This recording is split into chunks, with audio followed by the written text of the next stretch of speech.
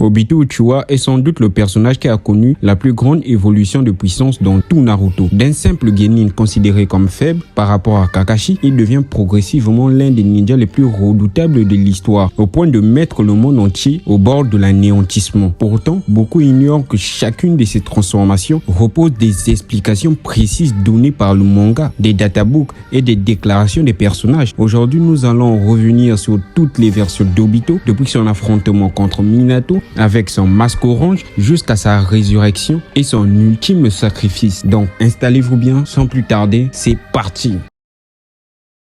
J'ai pu voir dans certaines vidéos que beaucoup de personnes sous-estiment Obito. On le compare à Itachi alors qu'ils sont tout simplement incomparables. Obito l'éclate complètement. Ouvrez bien vos oreilles, tu sauras enfin la puissance de Obito.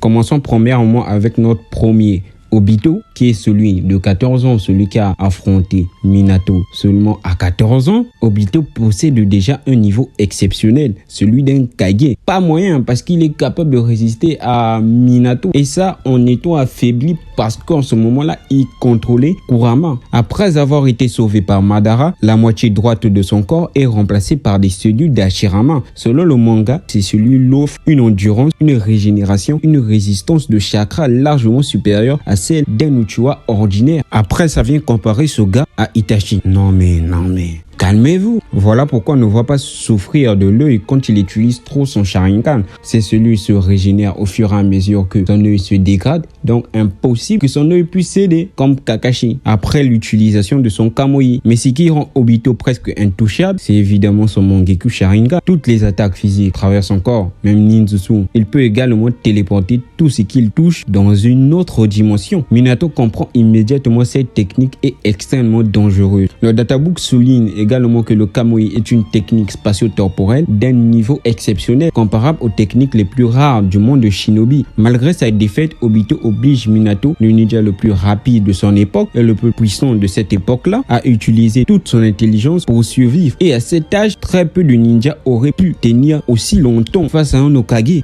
Mais Obito ne possède pas seulement le Kamui. Grâce au cellules d'Hashirama, il peut utiliser le Mokuton. Même s'il ne maîtrise pas le Mokuton au niveau de Hashirama, il est capable de créer des branches géantes, des racines massives et de contrôler la statue blanche de Zetsu. Son corps est également capable d'encaisser des blessures qui tueraient instantanément des autres ninjas. Avec le Rinnegan, il était capable d'invoquer le Gedomazu, utiliser les chaînes démoniaques capables d'immobiliser un Biju, et il est capable de contrôler un Biju à queue grâce à son Sharingan. Très peu de Uchiwa ont démontré une domination aussi complète, mais c'est durant la 4e guerre que Obito brise tous les codes. Obito abandonne son max orange, il repère le Rinnegan de Nagato. Même s'il ne peut exploiter complètement toutes les capacités des 6 chemins en raison de l'énorme consommation de chakra, il gagne néanmoins un pouvoir colossal. Selon Madara, contrôler un seul Rinnegan représente déjà un exploit. Avec ce Rinnegan, Obito devient capable de contrôler le Gedomazu, manipuler les chaînes des Biju, utiliser les récepteurs noirs, contrôler simultanément les 6 anciens Junchurinki. Chaque Junchurinki conserve son propre Biju. Cela signifie qu'Obito dirige simultanément 6 combattants de niveau Hokage. Même Naruto, Killer Big Guy, réussit à peine à trouver une ouverture. Kakashi reconnaît lui-même que son Kamui est pratiquement impossible à contrer sans comprendre son fonctionnement. Le premier réceptacle qu'on a vu de Jubi dans l'œuvre, c'est Obito durant la 4e guerre. Après avoir absorbé Jubi, Obito change complètement de catégorie. Son chakra devient comparable à celui d'Agoromo. Les attaques classiques n'ont pratiquement plus